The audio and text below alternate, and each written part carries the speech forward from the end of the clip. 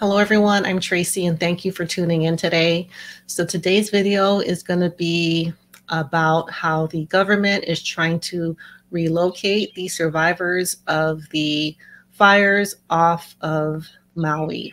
Before we get started though, if you have not subscribed yet, please do so before you leave.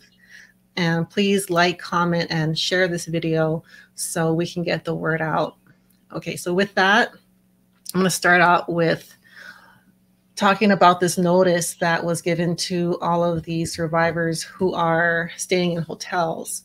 So this is a notice that Jeff got, and it's just basically telling him that he will no longer be able to stay in the hotel he is at as of June 10th.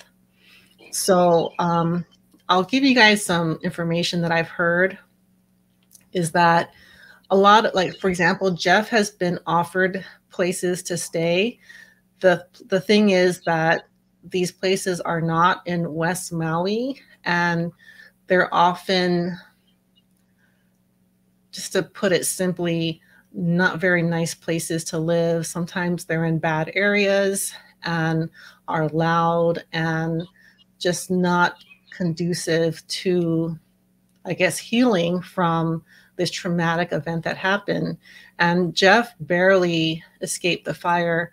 And if you want to click right here, you could watch his survival story.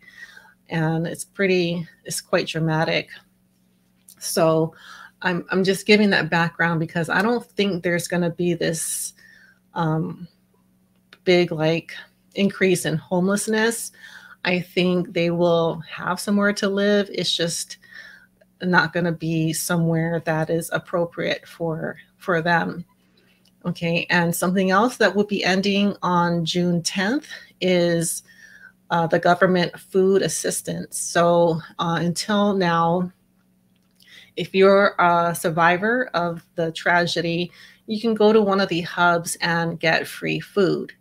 And when I went there, it was a pretty good deal. They had like homemade meals. It wasn't just, here's a bunch of canned food, go make what you can.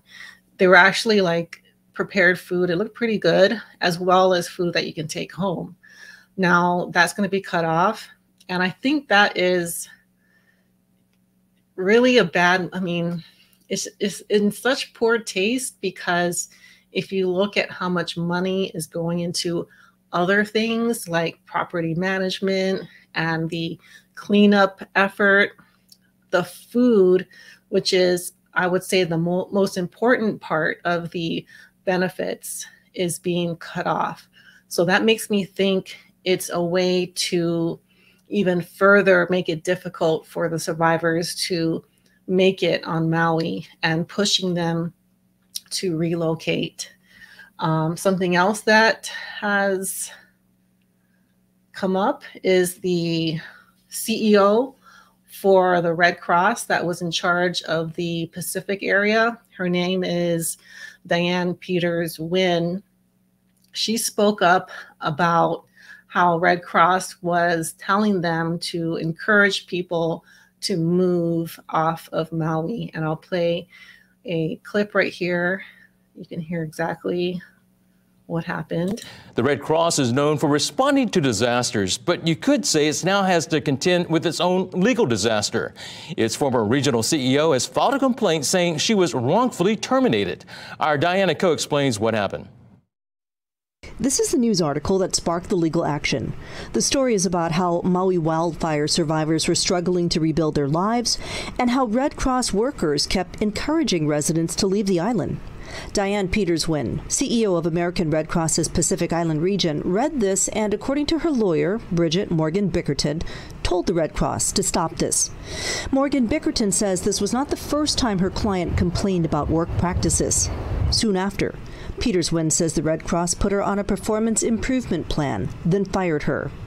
Quote, her firing came just weeks after she filed complaints against Red Cross with the Hawaii Civil Rights Commission and Equal Opportunity Commission for retaliating against her, says Morgan Bickerton. She says Peters-Wynn was terminated in April as, quote, retaliation for speaking up. On top of that, The Red Cross told Pacific Business News Peters Wynn stepped down. Quote, the Red Cross is trying to sweep what it did to Miss Peters Wynn under the rug just as quickly as it urged Hawaiians and lifelong Maui residents to move away from Maui, says Morgan Bickerton. Peters Wynn said, the abrupt and involuntary ending of my tenure with the Red Cross is extremely disappointing to me. The American Red Cross says it is committed to supporting Maui as the community continues on the long and difficult road of recovery. Quote, we appreciate the years of service Ms. Peters Wynn brought to the Pacific Islands region during her tenure. It won't comment because the matter is in litigation, but promised it would defend itself. Attorney Megan Cow is not involved with the case but gave us her legal analysis. She says the timing of the firing is critical in a lawsuit. Whether that employee did anything wrong or just wasn't doing her job, it really doesn't matter at this point what the employer says because we have what looks like retaliation. Morgan Bickerton says the Equal Employment Opportunity Commission is investigating. If it is not resolved through the administrative process, she says, quote, it will likely end up in litigation. Diana Ko, Island News. All right, so there you heard more proof that there is a push to move the survivors off of Maui. Something else that I thought was pertinent to this story is in the bill, SB 3381. I spoke about this last fall, and it didn't pass because it had a lot of very questionable parts in it. But I remember one of them is that they were gonna set up these relocation facilities to help people relocate. Now it didn't pass, so they didn't have the legal opportunity to set this up. Although I don't think it would have went over well with the public because there's already this very strong mistrust in the government and what they want. But I think at this point, it's very clear to see that they want these people to move off of Maui and preferably to the mainland. Now that brings me to another part, and this is a new plan that Governor Green has rolled out on the 22nd of May. He presented this, I think he says it's the travel gift program for Maui wildfire impacted families.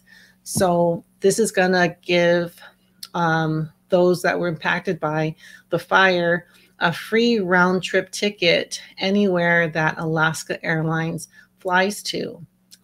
Another thing that's included is admission to Disneyland and a hotel stay for when they go to Disneyland.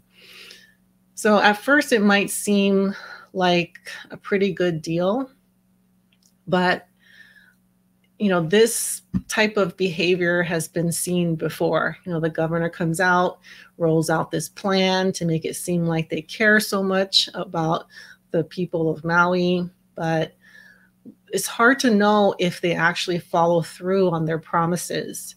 So with this, I'm sure they will offer these free trips, but I'm not sure how many people are going to take the government up on this offer just because of the mistrust. Something else that I noticed that they made very clear is that Alaska Airlines is going to be the one giving these free flights out.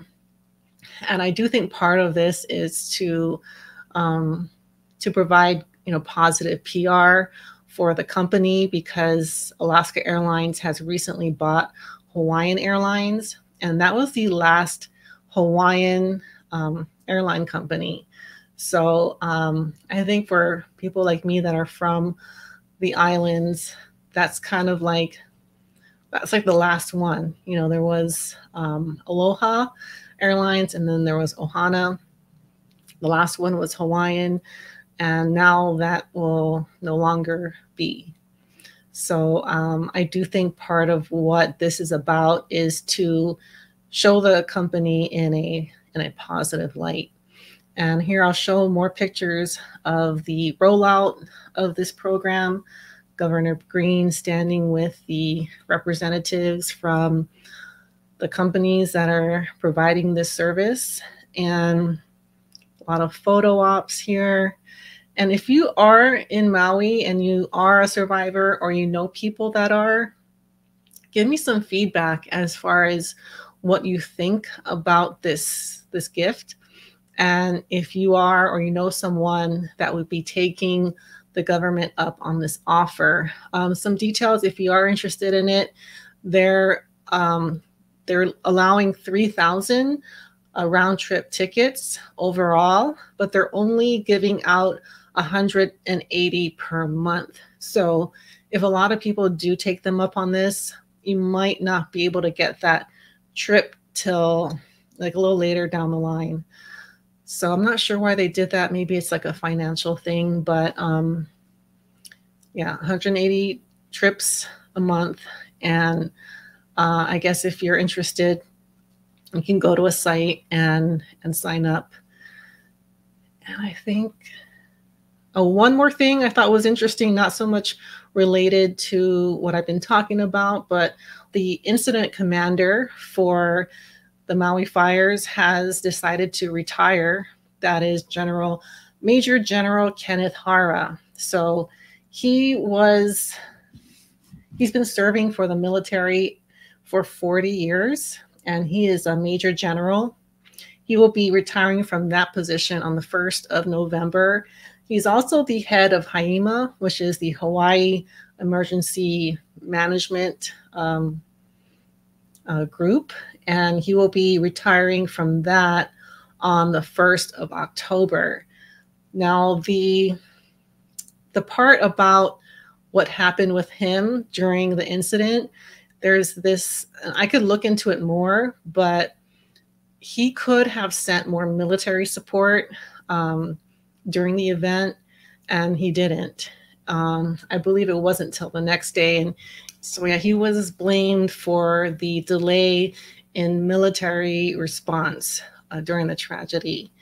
So yeah, that is the last part that I wanted to go over. So again, if you have not subscribed, please do so. And also like, comment, and share this video. And with that, thank you guys so much for watching, and I'll see you all next time. Bye.